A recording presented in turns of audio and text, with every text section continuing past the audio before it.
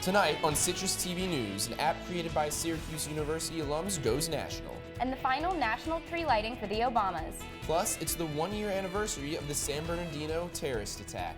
Citrus TV News starts right now.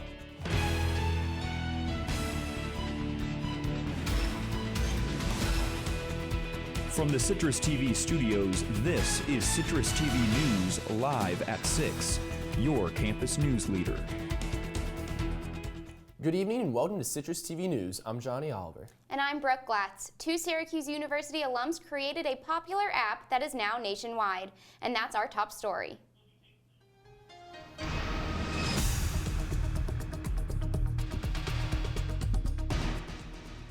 Winter is approaching and the demand for outdoor services such as leaf blowing and snow plowing is growing. A company that started right here in Syracuse is one of the largest outdoor home service marketplaces in the nation. Citrus TV News reporter Brittany Muller talks with the co-founders of the Plows and Mows app.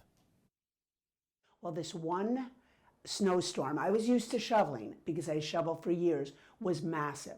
And we were actually stuck in our house for 3 days. It was unbelievable.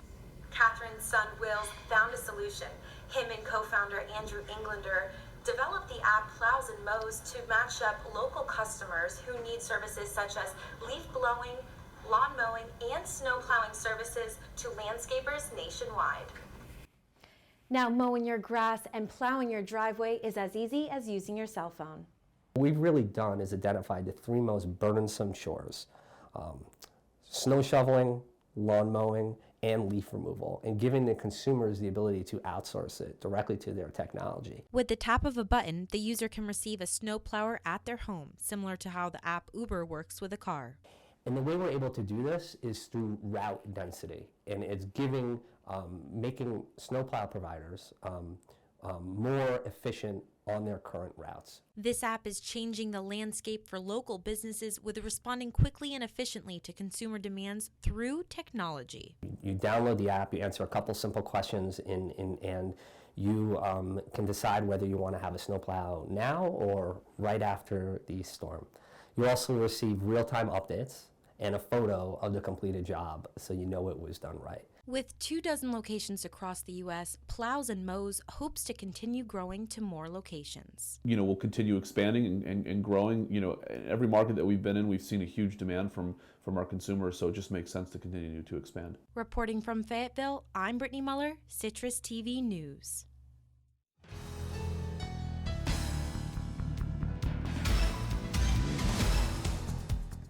The annual Holiday at Hendrix celebration will take place this Sunday. Groups from the Setter School of Music will perform holiday classics. The event will include traditional holiday sing-along and a candlelit silent night. The concert is free and open to the public and starts at 7:30 on Sunday night. Non-perishable food donations will be accepted. And the annual mug sale was held at the College of Visual and Performing Arts today. Citrus TV News reporter Jenna Babyak was at the sale and tells us how the event does some good this holiday season.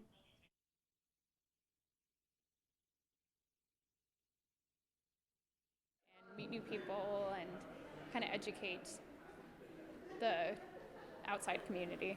The Shaped Clay Society and the College of Visual and Performing Arts held its annual mug sale from November 30th through December 2nd. Active on campus and in the community, the group uses various fundraising activities to increase educational opportunities, such as bringing visiting artists to campus and to support local organizations. And it's a way for us to, outside of the school, create scholarships and different opportunities for our ceramic students. The Shaped Clay Society gives ceramic students at Syracuse an opportunity to exhibit their talents outside of the classroom, where they have unlimited ability to be creative without the definitive protocols of a class environment. The pieces are very reflective of each student's individual artistic style. This year's annual mug sale was held in the Roger Mack exhibition space on the first floor of the Schaefer Art Building. Inside, hundreds of pieces are displayed for sale. Pieces include useful items such as mugs, bowls, plates, and vases, as well as ornaments, decorative objects, cards, wrapping paper, and more. I think it's great that people are coming out and buying art that's made locally here in Syracuse, supporting the community and supporting us to go learn more and further our careers. This year's mug sale exceeded the Society's fundraising expectations and has been the most successful one since its start. Students are looking forward to future enriching experiences made possible by the support of generous students and community members. Jenna Babyak, CitrusTV News. Medical marijuana will now be legal for chronic pain in New York State. The state's Department of Health made the announcement yesterday, and medical marijuana is also legal in the state for diseases like cancer and Parkinson's. Medical professionals must take a course and be certified in order to give the treatment. And New York State is one of 28 in the U.S. where medical marijuana is legal. And police say a student brought an unloaded gun to a Syracuse school shooting yesterday morning. Syracuse City School District released a statement today saying that all staff and students were safe and that no one was at any danger as the gun was not loaded. The school also ensured that all security protocols worked properly. The student entered the building and walked through the metal detectors, which promptly went off, and has now been charged with possession of weapons on school grounds. Coming up, wildfires continue to tear through the South. And voting recounts continue to multiple states. We'll be right back. It has been cloudy with some strong winds for most of the day here in Syracuse, and rain is coming our way tonight. But will that rain turn into snow flurries? Find out in my full weather forecast coming up. I see you mobbing over her. Let's go. Let's mob. Let's crawl. Let's crawl. Let's crawl. Hey, yo, we mobbing. Come on, girl. Let's crawl. Hey, yo, let's crawl. Hey, yo, let's crawl. Hey, let's crawl. Hey, yo, let's crawl.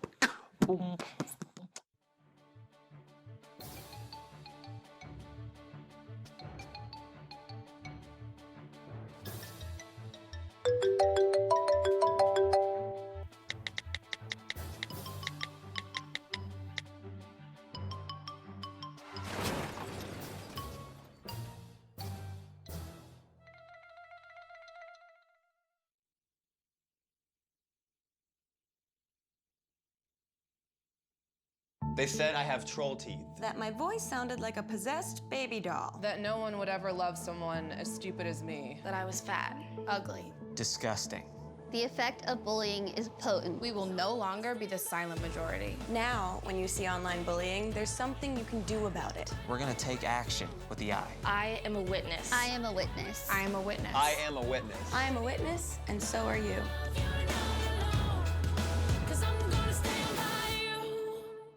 Hey, look, it's those guys.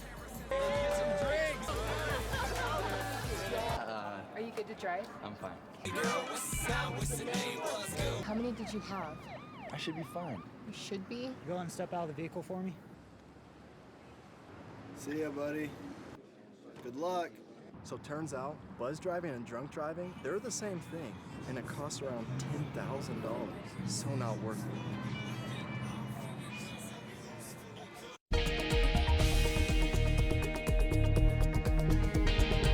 President-elect Donald Trump supporters have filed a federal lawsuit trying to stop Wisconsin's presidential election recount.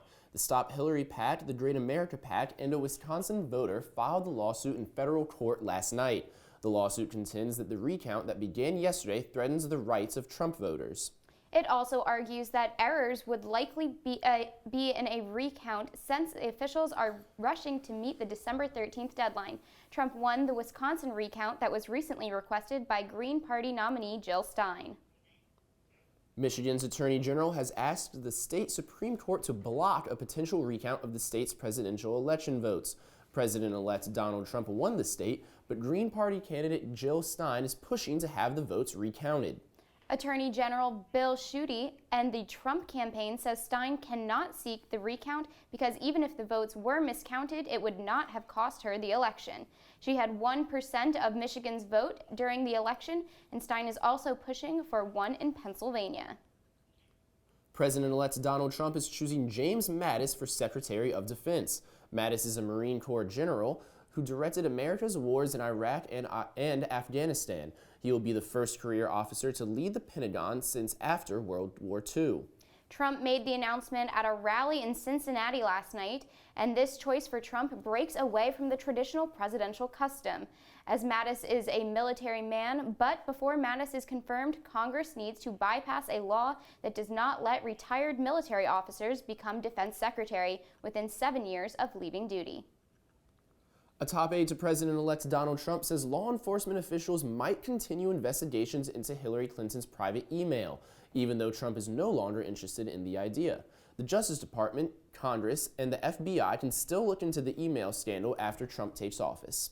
This all comes from information Trump's campaign manager Kellyanne Conway said during an interview on Good Morning America. During the presidential campaign, Trump said he would hire a special prosecutor to look into the situation. But now Trump says he does not want to pursue the matter. The student who performed an attack on Ohio State University has been buried. Abdul Razak Ali Artan was buried in Columbus, Ohio, and a funeral was also held. The Somali-born student hurt nearly a dozen people in a car and knife attack until a police officer shot and killed him. Columbus police and the FBI say Artan had posted a series of Facebook posts against the U.S. intervention on Muslim lands, and officials say Artan's relatives are stunned by his death. Today marks the one-year anniversary of the San Bernardino terror attack. Community members gathered today to remember the 14 people killed and 22 wounded in the mass shooting. The attack took place during a holiday gathering where husband and wife assailants opened fire and were later killed by police in a shootout. Today, San Bernardino County employees held a moment of silence at the time when the first 911 call was placed. The police held a 14-mile memorial bike ride that ended near the site of the shooting. Investigators say the attack was inspired by the Islamic State. Jurors are still deliberating in the trial of a former South Carolina police officer who was charged with murder of an unarmed black man. The jurors told the judge they were unable to reach a verdict, but the judge in the case has told them to continue to deliberate. The jurors have been deliberating for over 3 days. Former Officer Michael Slager is charged with the death of Walter Scott, who he shot 5 times while running during a traffic stop in Charleston last year. Today, jurors asked to hear the testimony from a man who took cell phone video of the incident. Afterwards, the jurors sent a note to the judge saying that they could not agree. The jurors have now deliberated for more than 14 hours. 13 people have died from wildfires that tore through homes and businesses in the eastern Tennessee mountains. Mayor Larry Waters announced the additional deaths during a news conference today. Waters says about 1,000 homes and businesses have been damaged. Thousands of people have returned to the city of Gatlinburg today for the first time since the wildfires began damaging the area on Monday. Bringing in the holiday season for the 8th and final time, President Obama lit the national Christmas tree at the White House last night.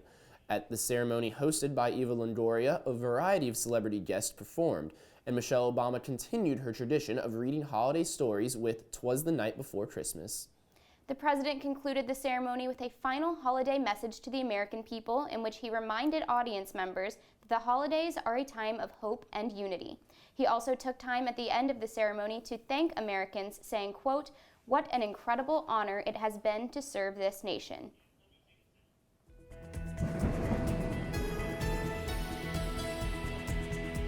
This morning, the National Weather Service issued a hazardous weather outlook, which means lake effect snow is possible in upstate New York next week. Ugh.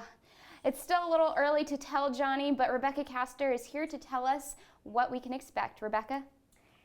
Yes, thanks, Johnny and Brooke. We can expect that lake effect snow coming our way this weekend. We can actually expect some snow flurries tonight.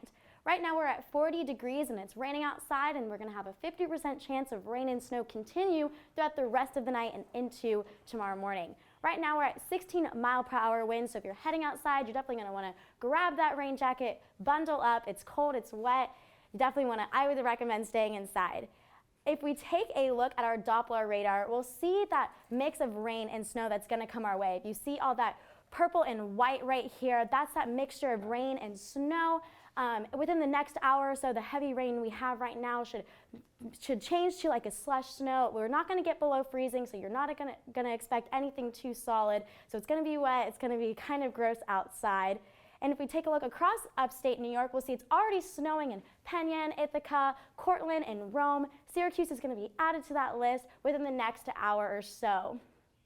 So will that affect game day tomorrow in the Dome?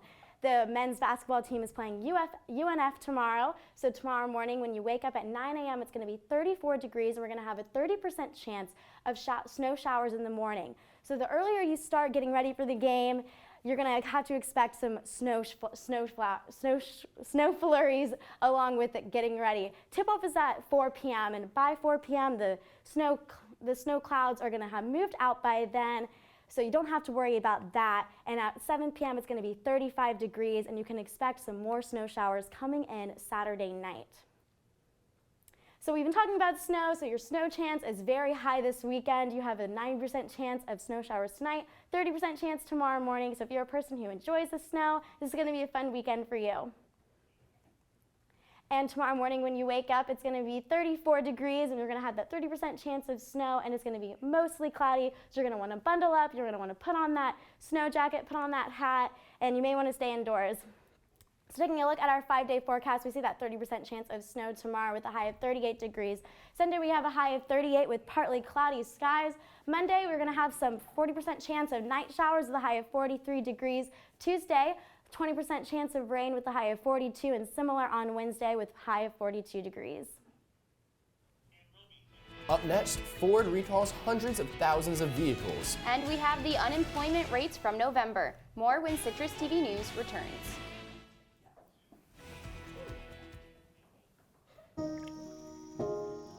This is the story of a boy who didn't talk for a long time.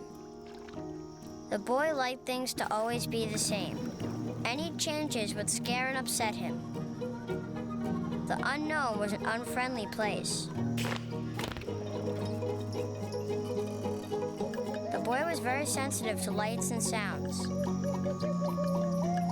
So he built secret hiding places where they couldn't get in. The boy didn't like looking people in the eye. He wasn't trying to be mean, it just made him feel uncomfortable. Sometimes he would flap his arms again and again. One day, I found out I have something called autism. My family got me help. Slowly, I found my voice and learned all the ways I could live with it better.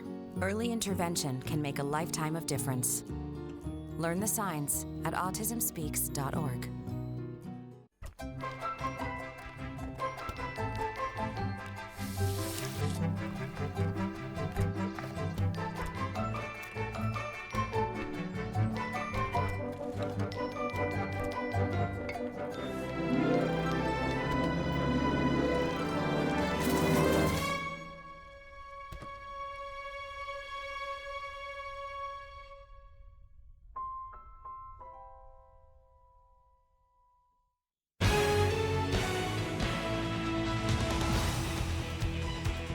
Today, Ford recalls 680,000 cars because the seat belts may not work in a crash. The recall applies to Ford Fusion, Lincoln MKZ, and Ford Mondeo. Ford says 2 injuries have been a result of the issue. And the problem is caused because heat is generated when the seat belts deploy and can cause the cables to break, which means the belts may not hold people. The recall will begin January 16th, and Ford will fix the issue at no cost. New developments in the New Jersey Bridgegate scandal today. A judge denied a request for a special prosecutor to be appointed to a criminal complaint against Governor Chris Christie. The request came from a former firefighter who alleges Christie failed to reopen bridge access lanes in 2013. 3 of Christie's former allies were convicted in federal court, but Christie wasn't charged in the federal case. Federal regulators want passenger train operators to now be tested for sleep apnea. This comes after the engineer in the deadly Hoboken train crash was found to have the disorder. The Federal Railroad Administration issued the advisory today and said that engineers with sleep disorders should not operate trains until treated. 1 woman was killed and more than 100 people injured when the New Jersey Transit train crashed into a Hoboken terminal in September. And U.S. employers added 178,000 jobs in November, and unemployment fell to 4.6%. That's according to the U.S. government and shows the steady economy President-elect Trump will inherit. The unemployment rate hit a 9-year low at 4.6%, and the number of unemployed fell by over 380,000. The economy added an average of 180,000 jobs a month this year, which will be more than enough to lower the unemployment rate over time, according to the U.S. government officials. Stocks are slightly higher today. This is thanks to gains from companies that pay large dividends and some tech companies and high dividend stocks that bounced back from losses. Bond prices also rose today, which made yields lower, and banks gave back some of their recent gains. Goldman Sachs went down, which pulled the Dow Jones Industrial Average back for its record high Thursday. And today, the House bats a $611 billion defense policy. The bill rejects a number of President Obama's key proposals for managing the military and would stop Obama from closing the prison at Guantanamo Bay in Cuba. The bill will now go to the Senate, where a vote is expected early next week. The 2024 Los Angeles Olympics Committee released their budget today. The committee is projecting a $5.3 billion budget, which would be half of the cost of the Rio Games this past summer, and only a quarter of Tokyo's projected budget for 2020. The LA committee has said the budget is realistic because they won't have to build any new permanent stadiums. Los Angeles is running for 2024 along with Paris and Budapest, and the games will be awarded in September. Coming up in sports, the men's basketball squad looks to get back on the winning track tomorrow at the Carrier Dome. Also, one of golf's biggest legends returns to play, hopefully for years to come. All that and more coming up next.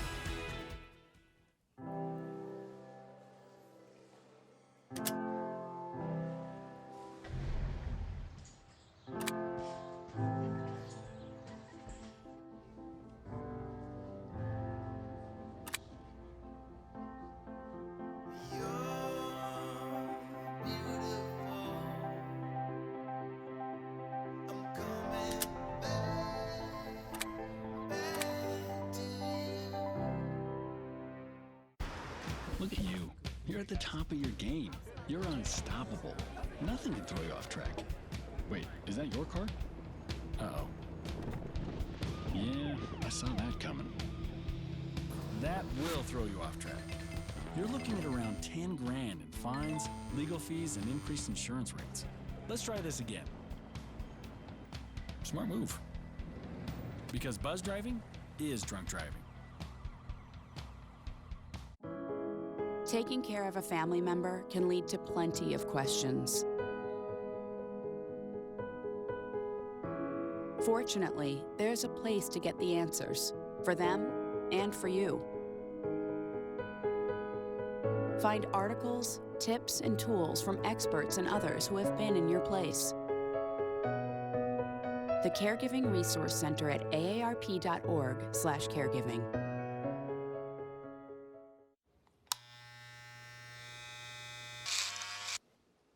You've messed up your son's haircut. Mom? Do you A, try to fix it? Like it never happened. B, work with what you got? Or C, show solidarity? Thank you, baby. As a parent, there are no perfect answers. But you don't have to be perfect to be a perfect parent. Thousands of teens in foster care will love you just the same.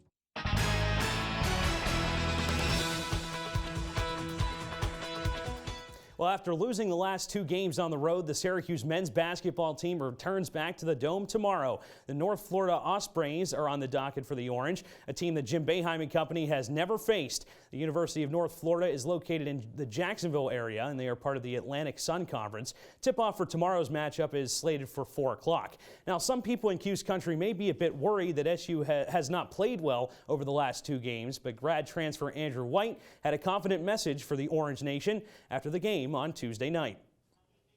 We knew these games were on the schedule. We knew they would be tough games, but if we fold up now, then that means we're not as tough of men as we think we are. So I know that kind of falls back on me and some of the other seniors to make sure that our team does what we have to do to keep moving forward, because I mean it's bad right now, but games will continue to add up, and if we could keep 2 losses on our record and we go on as the year goes on, that could turn out being a positive. So we just need to make sure that we check ourselves and make sure we come in ready to work and do what we're supposed to do so that we can get better.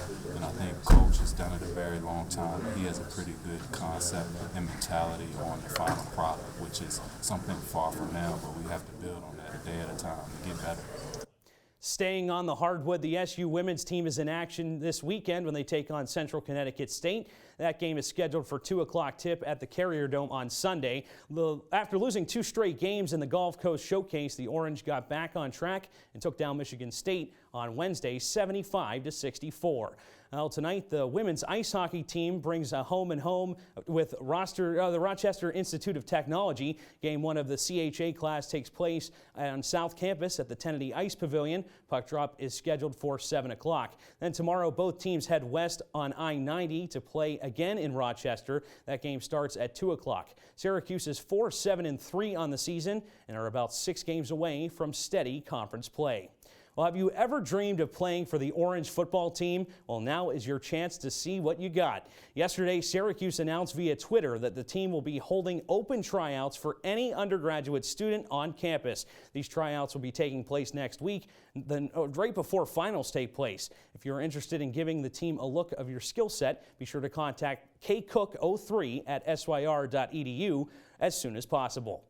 And if you haven't heard the news from the golf world, Tiger Woods is back in action. He is taking part of the Hero World Challenge in the Bahamas. This is the first action the golf legend has participated in almost a year and a half. Yesterday, Woods was tied for second to last, but today he shot a 65, successfully pulling himself into the top 10. Tiger is currently tied for 9th with 2 other golfers in the tournament, and Justin Johnson currently sits atop the leaderboard at 12 under par.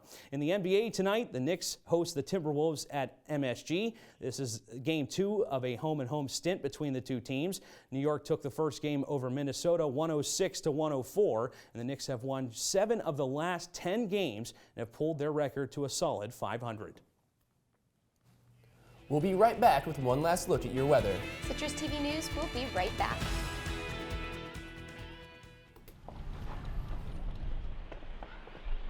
Got a quarter?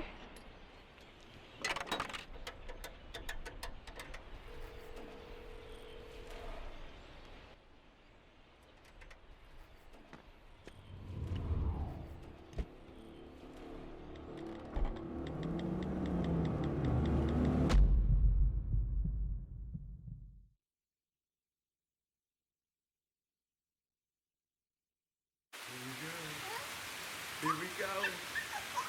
We're gonna go out there in the rain. Gonna get wet. All right, here we go.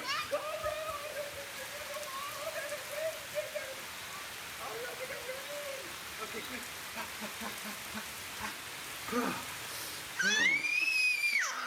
Oh yeah, yes. So much fun. Mwah. We're getting so wet. Are your children in the right car seat for their age and size? It may be too late to check when you're on the road. Fortunately, you're on the couch. Don't think you know. Know you know. If you see news happening on campus in Syracuse or across the nation, call the Citrus TV Newsroom at 315-443-1177 or tweet at CitrusTV News, your campus news leader. All right, Rebecca, it was just starting to sprinkle when I walked into the studio. Is this rain going to let up this weekend? Well, it is going to let up this weekend. If you're talking about tonight, if you're thinking about going out tonight, the rain's going to let up around 11 p.m. So if you're planning on staying out late, you can expect some snow flurries. But by 11 p.m., midnight, if you stay out even later, though, snow flurries are going to come back again. So just keep that in mind for tonight's plans. All right, thank you so much. Rebecca. Have a great evening, Syracuse. I'm Brooke Glatz, and this is Johnny Oliver. Have a good night.